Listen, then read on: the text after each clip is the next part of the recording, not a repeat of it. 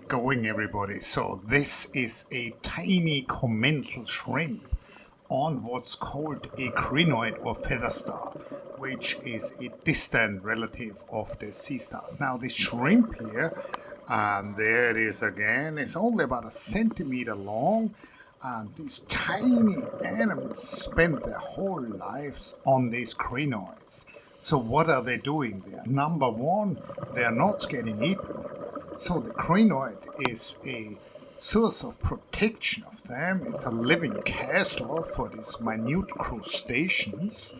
And the crinoid also catches plankton. So these tiny shrimp steal some of the food from the crinoid, and I'm not actually sure whether they're not also feeding a little bit of the arms of the crinoid. So there's a second shrimp coming here. These shrimp are very speciose, very biodiverse in Dauin, in the Philippines, where I filmed this, of course, as so often. On this single crinoid, I saw 5 different such crustaceans.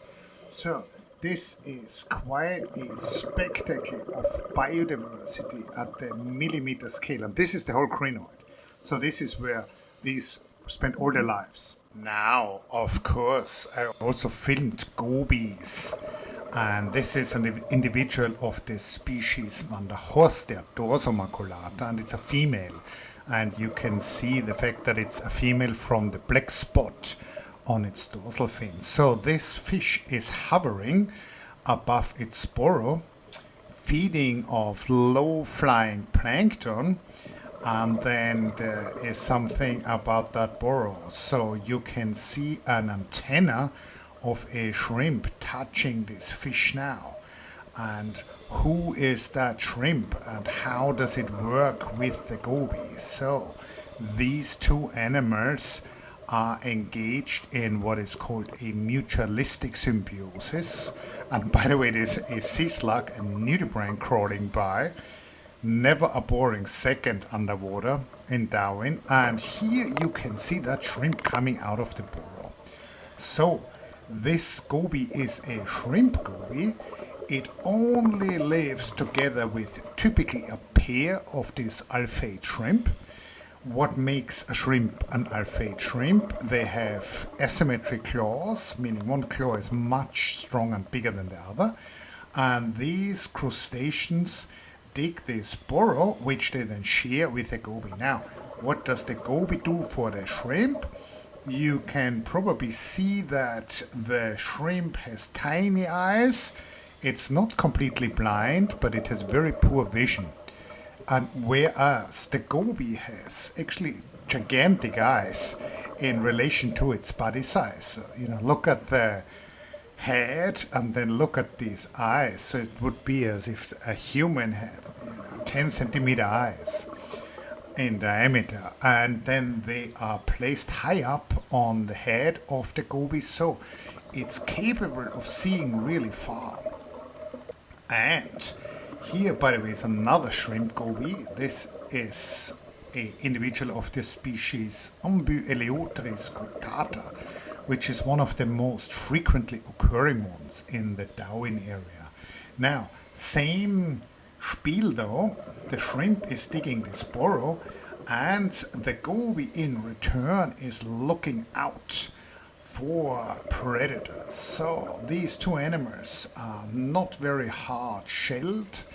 They're tiny, they're not poisonous or venomous, so they have to have a burrow to escape into. And you want to be careful with your escapes. If you escape into your burrow all the time, you're not going to be able to forage much.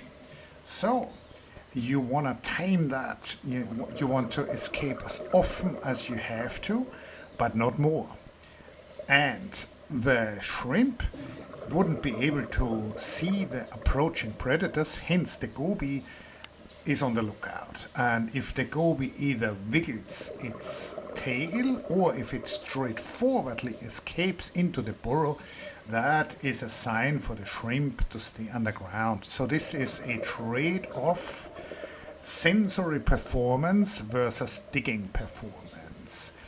I put together with the help of a small science grant from 2Photon, a webpage a few years ago, and I'm linking to that. There you can learn everything about shrimp gobies, what you would ever like. So, there is more though, which we saw during this amazing dive. Now we also saw some cool sea slugs, and this is Gymnodoris subflava, and as sea slugs do, they crawl really slowly. So I decided to speed up the video, and then this is like a sea slug on speed. So they do forage quite a bit around the sand, looking for edible material. I believe these are carnivorous actually, feeding on other mollusks, and they are on the hunt. Now, there is also Nembroda combayana, which is a very pretty animal with all that striking green and orange. So, nudibranchs always enthuse the muck diver. Now, finally, we have some breeding damselfish. So this is Dactylus trimaculatus, and they have laid eggs, and they usually find hard surfaces to lay the eggs. Here they found a rock. I've actually seen them do that on shipwrecks, and here there is one such pair, but I've seen whole batteries, whole battalions of these fish, lay the eggs next to each other. So then there are these whole breeding colonies of these Daciluses. They always fan fresh seawater, oxygen-rich seawater, onto these eggs to make sure that the embryonic fish develop as well, and as fast as possible.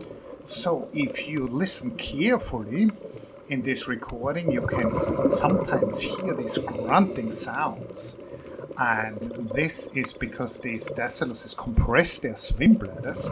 When you dive, you can hear that really well. And this sound is meant to be a threat for other fishes to stay away and not even think about feeding on these Dacilus eggs. Now, since you have made it that far in the video, please support the channel, check back regularly, subscribe, like, leave a comment. There are a couple of links below to my books. One is The Lives of Gobies, obviously about the fascinating family of fishes which are the gobies, lots of cool pictures, and then together with James Reimer about the future of the oceans of planet Earth, 25 future dives. Check back soon.